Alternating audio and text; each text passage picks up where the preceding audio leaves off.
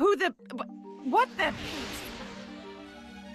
Linda Flynn-Fletcher, mom to Phineas and Candace, stepmom to Ferb, and on the surface, just your average, slightly oblivious, suburban mom who loves her family and her spa days. But what if I told you that entire persona is a lie? What if I told you that Linda is not only fully aware of every single giant, reality-bending, physics-defying invention her sons build, but that she is the secret mastermind orchestrating the entire summer-long charade? What if she's not clueless, but cunning, not forgetful, but a devious and twisted woman playing a long, elaborate game for her own personal gain? It sounds crazy, but stick with me because the evidence is overwhelming, and once you see it, you can't unsee it. She knew. She knew all along. Let's just start with the basics of the situation, the absolute insanity that we are asked to swallow every single episode. For 104 days of summer vacation, two young boys who aren't even teenagers yet are constructing things that would make NASA and the world's top engineering firms weep with envy. They've built roller coasters that scrape the stratosphere, functional portals to the planet Mars, giant robot treehouses that can fight each other, actual working time machines, and the charade have turned their entire suburban backyard into a functional beach, a snow-covered ski resort, and a deep-sea aquarium. These aren't small, subtle projects hidden behind a bush or under a tarp. These are huge projects that usually involve the whole neighborhood and sometimes the whole city of Danville. Yet somehow, Linda, their mother, who lives in the very house where all this happens, remains completely in the dark. Every single time Candace, her teenage daughter, who is clearly suffering from a level of stress that would hospitalize a normal person, frantically tries to show her what's going on, the invention mysteriously vanishes, evaporates into thin air, gets zapped by a random ray from a pharmacist turned evil scientist just moments before Linda lays eyes on it. It's the central running joke of the entire series, the engine that drives the plot. Linda never sees a thing, and Candace is left looking like she's completely unhinged, a raving lunatic. You might try to rationalize it. You might think, well, she's just a busy mom, she's in and out of the house, she's at her cooking classes or her pottery wheel. She trusts her kids to not accidentally tear a hole in the space-time continuum. But let's be real for a second.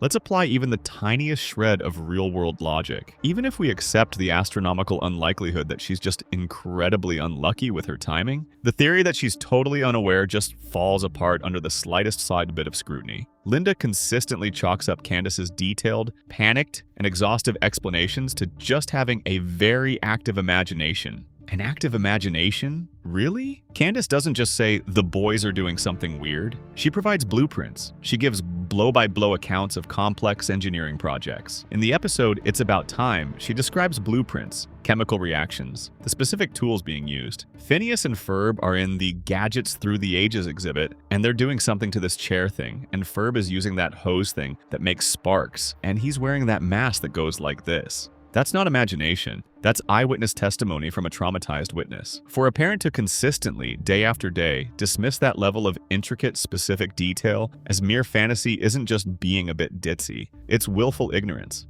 It's a conscious choice to not believe, to plug her ears and hum loudly while her daughter describes a scene that could be on the cover of Popular Mechanics. And let's think bigger for a moment. Let's zoom out from the claustrophobic drama of 2308 Maple Drive. Forget just Candace. Literally everyone else in Danville has witnessed or directly participated in these grand, world-altering adventures. The entire town was roped into the Ferb Latin episode, creating a new fad language overnight. The whole neighborhood, and presumably anyone within a 5-mile radius with ears, sang along during the Gitchy Gitchy Goo concert. They've been on the local news multiple times. Their faces have been plastered on television screens across the tri-state area. People have ridden their roller coasters, surfed their manufactured wave, attended their concerts, and even been shrunk down to microscopic size. Are we seriously, honestly supposed to believe that in a town this size, a community this interconnected, not a single person, not one neighbor watering their lawn, not one of Linda's friends from her book club, not the cashier at the grocery store, has ever, not once, stopped Linda on the street and said, "Hey Linda, that giant robot battle in your backyard yesterday was wild.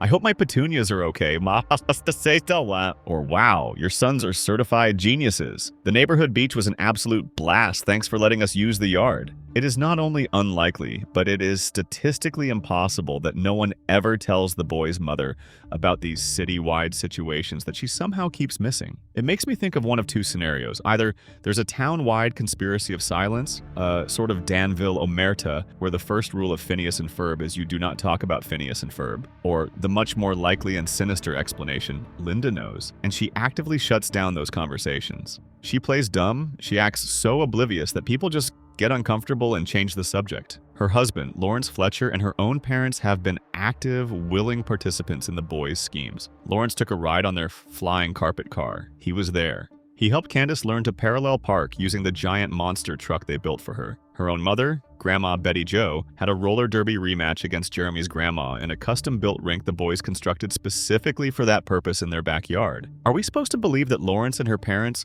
are also part of this grand deception? That they go home at the end of the day and just never mention it? Can you imagine that dinner conversation? How was your day, dear? Oh, pretty good, Lawrence. I just took a quick flight on the magic carpet our sons invented out of the family station wagon. Nearly got hit by a satellite. You? It's absurd. The only logical conclusion is that they either do talk about it, or they have been explicitly instructed not to, because Linda is the director of this play. She knows what's going on, and she's told the people closest to her, her own husband and parents, to play along, to act like they don't know, to maintain the fiction that she is just a regular mom in a regular family. There are even times, many times, when the inventions don't just vanish. They stay. They remain right there in the backyard all day and all night for everyone to see. Linda would only need to connect Candace's frantic, screaming phone calls to the gigantic, climate-controlled biosphere that is currently taking up her entire garden.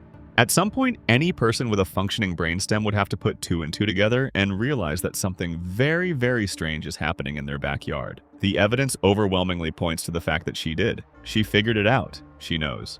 In this episode, Phineas and Ferb are accidentally de-aged, turned into babies by one of Doofenshmirtz's many ill-conceived innators. Candace, in her typical busting frenzy, sees her opportunity. She snaps a picture of them together as infants and sends it directly to her mom's phone. This is it. This is the moment. Photographic evidence.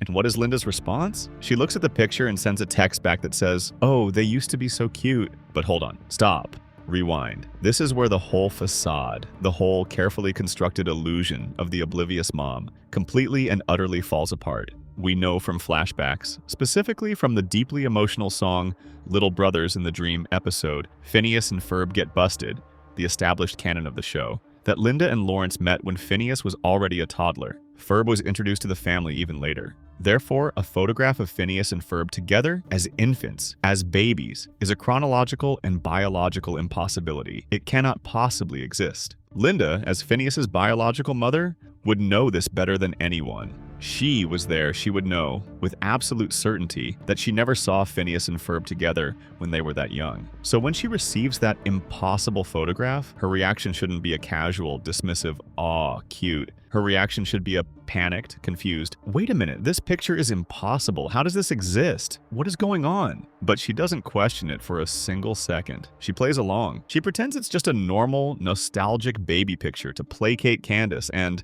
more importantly, to avoid acknowledging the bizarre, reality-warping science that has just taken place in her backyard. And it gets worse. Later, when Candace, in a desperate final attempt, brings the actual de-aged babies to her, Linda doubles down on the lie. She looks at the two infants, who are clearly her sons, and insists, "Those aren't Phineas and Ferb. They just look like them." She's Phineas's mother. She carried him for 9 months. She knows what her own son looked like as a baby. She literally just recognized him in the photograph moments before, so she would absolutely recognize him in person, but she denies it. She denies, denies, denies, even when the impossible living evidence is literally there. At this point, it's no longer a theory, it's a fact. Linda knows the truth and, for some reason, is actively, desperately, and skillfully hiding it. So now we get to the real multi-million-dollar question. Why? Why would she go through all this trouble? Why maintain this elaborate, exhausting charade? Why pretend to be an airhead, hiding the truth from Candace, from the world? Why would she let her own daughter feel like she's losing her mind, day after agonizing day, for an entire summer? The answer, my friends, might be simpler and more cynical than you could possibly imagine. Money. Cold, hard, cash. Let's take a look at the Flynn-Fletcher family's finances, shall we? Linda and Lawrence run an antique store. Let's be honest with ourselves, in the modern economy, that's not exactly a booming, high-growth industry. It's a passion project, a niche market for people who like old chairs and dusty clocks. Yet, they live in a large, comfortable two-story house in a nice suburban neighborhood. They support a family of 5, if you include Perry the platypus. And let's be real, his high-tech spy lair probably has a hefty electricity bill. They can afford vacations, multiple cars, and Linda seems to have an endless, bottomless supply of disposable income for her various classes and hobbies. She's always off to cooking classes, spa days, pottery workshops, and even, as she mentions in one episode, totem pole carving on a Tuesday. These are not cheap activities. A single spa day can cost hundreds of dollars. Pottery classes, cooking schools, the materials for totem pole carving, it all adds up. How does a family living off the meager and inconsistent profits of a small-town antique store afford this kind of upper-middle-class lifestyle? Even by the loose standards of cartoon logic, this is a stretch. The Simpsons, with Homer holding a steady, well-paying job at a nuclear power plant, constantly struggle with money. Stan Smith works for the CIA, and Francine still has to manage a tight budget. But the Flynn-Fletchers, humble antique dealers, are living comfortably, with no apparent financial stress whatsoever. It just doesn't add up. The numbers don't work. So, where is the extra money coming from? It's clearly not from Phineas and Ferb's daily inventions. They seem to do everything for the fun of it, and if they did generate an income, you'd think it would be their own money, not funneled directly into Linda's spa day fund. But Linda might have found a clever, if morally questionable, way to profit off the daily chaos her sons create. Remember the dream sequence in the episode Phineas and Ferb Get Busted? In that episode, a dream Candace discovers that Linda has been keeping a detailed journal of all the wild, unbelievable stories Candace tells her about the boys' inventions. And what was her stated intention for this journal? To use the material for a stand-up comedy routine. Now, yes, this was part of a dream within a dream, so we can't take it as concrete, canonical fact. But it presents a very plausible, very compelling motive. What if Linda isn't planning a stand-up routine, but something that pays a whole lot better? What if she's exploiting Candace's daily psychotic rants by writing them down and selling them as a series of blockbuster books? Perhaps she's writing a hit series of comedic parenting guides about dealing with high-strung, imaginative teenagers. Or maybe she's writing a wildly successful series of fictional adventure stories for children, with the fantastical plots and incredible concepts being hand-delivered to her for free every single day by her own unwitting daughter. This theory explains so much about her bizarre behavior. Think about it from a writer's perspective. She needs Candace's drama. She needs the conflict, the high stakes, the frantic rants, the incredibly detailed storytelling. This is why she never gets truly angry or concerned about Candace's obsessive tattling. A responsible, normal parent would eventually sit their child down and have a serious conversation, maybe even seek therapy, to address the unhealthy obsession, the constant stress, the screaming, the clear signs of an impending breakdown. But Linda doesn't do that. In fact, she subtly encourages it. Remember the episode Norm Unleashed, where the boys built something in the garage and Linda just sat there in the living room, calmly reading her magazine, refusing to go and check until Candace came up with a coherent, detailed, and dramatic story about it. She was waiting for her material. She needed the narrative. This is why she actively pushes Candace to go interact with her brothers. Why don't you join them?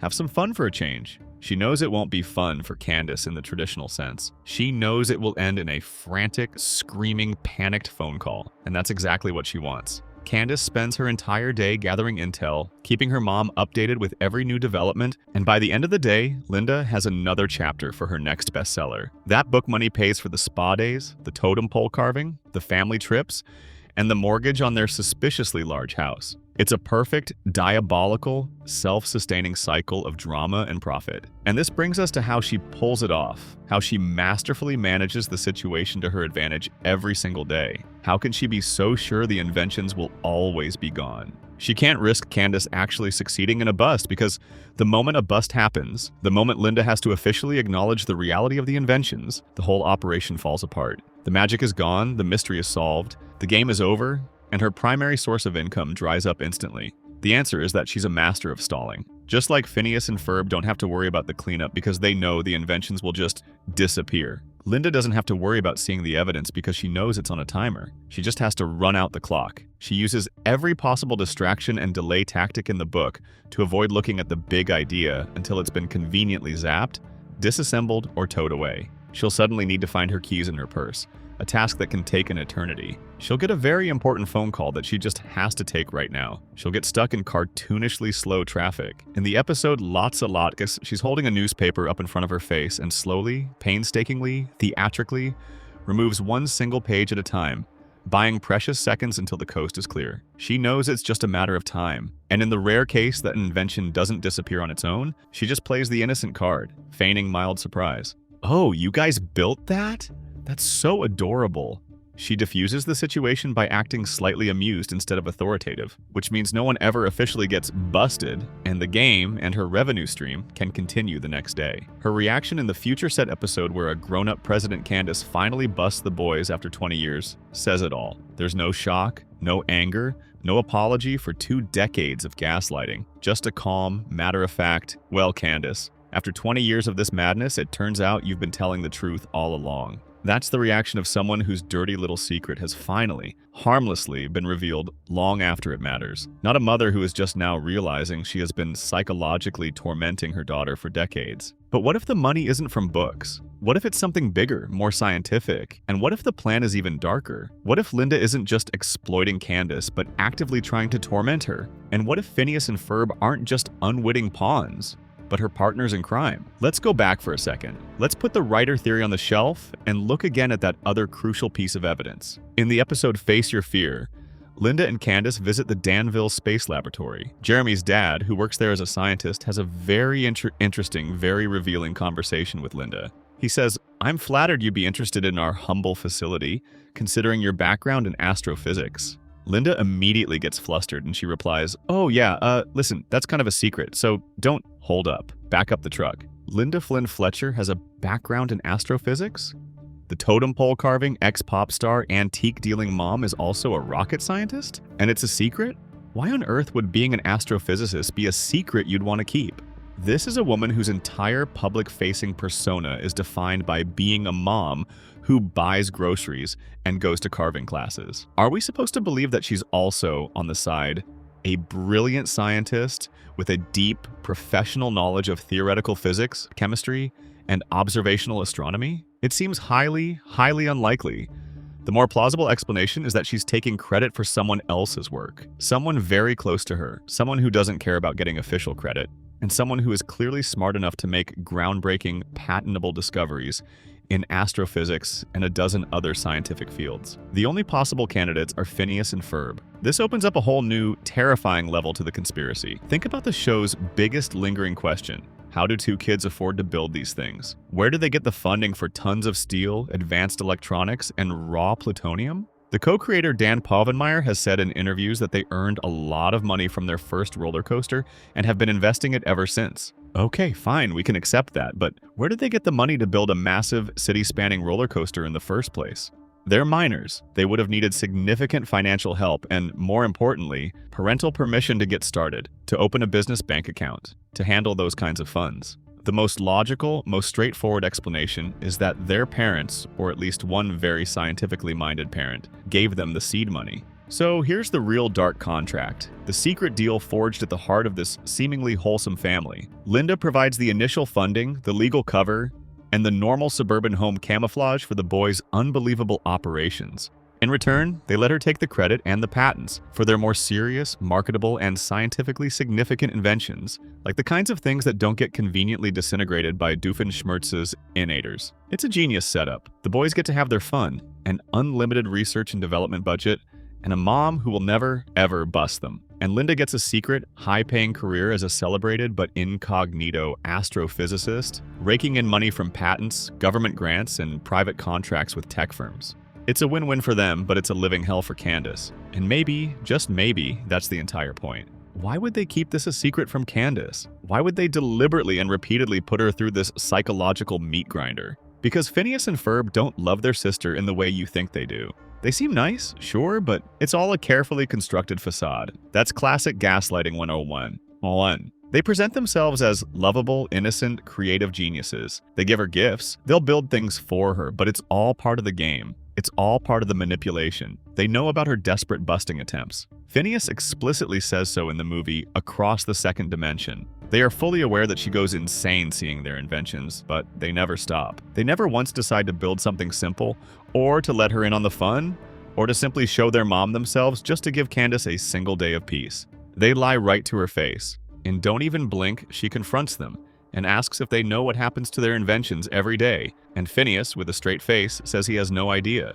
A blatant, bald-faced lie. They have hoverboards hidden under the yard, a superhero lair in the tree, their car transforms into a race car, numbered 42, a monster truck and a flying car, and their entire house can be lowered into the ground. They are surrounded by secret inventions that never disappeared. If they genuinely cared about her mental well-being, they would have shown their mom just one of those things, just once. But they don't, because the plan, Linda's plan, is to systematically mess with Candace's head, and they are her loyal, willing accomplices. The boys make sure the big projects are gone by the time Linda gets home, crushing Candace's hopes day after day after day. And on the rare occasions they fail to clean up their mess, and Linda busts them, she's not mad about the danger or the recklessness. She's mad that they failed to keep their end of the bargain. They broke the rules of the game and almost exposed the entire lucrative, manipulative conspiracy. So we arrive at the final, darkest question, the bottom of the rabbit hole. Why? Why would a mother be so hell-bent on psychologically torturing her own daughter? What could Candace have possibly done to deserve this sustained, systematic campaign of mental abuse? The answer might lie buried in Linda's past, in the glitter and hairspray of her one-hit wonder pop star career as Lindana. We all know the story. She had a massive hit song, "I'm Lindana and I Wanna Have Fun," became a star for 15 minutes, threw a diva tantrum, and faded into obscurity. But she said years later that she was planning a reunion concert, a chance to get back in the game, to start all over again. The show is set in the late 2000s. Linda became a pop star in the mid-1980s. Let's say her reunion concert was planned for 5 or 6 years later, around 1991 or 1992. That's when her career as a pop star would have been permanently put on ice. Now do the math. Candace is about 15 years old in the show. If you go back 15 years from, let's say, a 2007 air date, and then add 9 months for the pregnancy, you land squarely in the early 1990s. Candace's birth directly coincides with the death of Linda's comeback dream. Her pregnancy and the subsequent responsibility of raising a child is the very thing that killed Lindana for good. Is it possible that Linda has held a deep, dark, twisted resentment against her own daughter for ruining her one shot at lasting fame? She cared so much about that pop star life. She never truly wanted to give it up, so she hatched a plan for revenge. A long, patient game. Since Candace crushed her dream, Linda would crush Candace's sanity. It's a terrifying, monstrous thought, but it fits all the pieces together perfectly. Think about it. Linda never went on that extended reunion tour with Lawrence and his old band Max Modem in "Ladies and Gentlemen, Meet Max Modem." Why? Because Candace was genuinely excited about it. Candace would have loved being the daughter of a famous touring pop star, and Linda could not let her have that satisfaction. She would deny Candace the very dream that Candace, in her mind, denied her. The mother is using her 2 smart sons as loyal, heavily armed soldiers to fight a cruel, cold, and eye-for-an-eye kind of psychological warfare against her own child. Of course, maybe that's too much. Maybe it's too dark, too twisted to be true, even for a cartoon. There is another, more wholesome, more charitable way to look at all of this. Let's step back from the revenge plots and financial conspiracies and astrophysics fraud for a moment and consider a different motive. Let's go back to the established fact that Linda knows, but what if her reasons for playing along are not malicious, not driven by greed or revenge, but are born from a deep, if highly unconventional, form of maternal love? Let's look at the episode, The Best Lazy Day Ever. In this episode, for the first time all summer, the boys decide to do absolutely nothing all day. They just sit under the tree. And what happens to Candace? She has a complete and total mental breakdown. Her entire identity, her daily routine, her very purpose in life is wrapped up in the act of trying to bust her brothers. She screams, "You can't do anything unless you're trying to bust them for doing something. And if they're doing nothing, then who is Candace?" There is no challenge, no chase, and no daily quest for her. She ceases to exist. Deep down, Linda, as an observant and intelligent mother, would know this. She sees that this bizarre daily ritual, as stressful and chaotic as it seems on the surface, is what gives Candace her drive, her purpose, her identity. She needs her brother's impossible antics, and more importantly, she needs to try and fail to bust them every single day. It's not because she's inherently mean or a tattletale. She lives for the thrill of the chase, the righteous indignation, the fleeting hope of vindication. And so Linda plays along. She pretends to be clueless not to harm Candace, but to protect her. She knows that if she ever actually busted the boys, the game would be over. Phineas and Ferb would be grounded, they'd have to stop, And in doing so, they would take away the very thing that structures and defines Candace's life. Linda is not a clueless mom or a villainous mastermind. She's a committed, perceptive, and perhaps brilliant parent who understands the unique, delicate psychological dynamic of her incredible family. She is choosing to let go, to let them have their summer, to let them be who they are, trusting that everything will work out just fine in the end, even if it means she has to play the fool for 104 glorious, sun-drenched days of summer. But if you thought that was wild, wait until you see the entire story of the O.W.C.A. explained. Click the video on screen now to find out.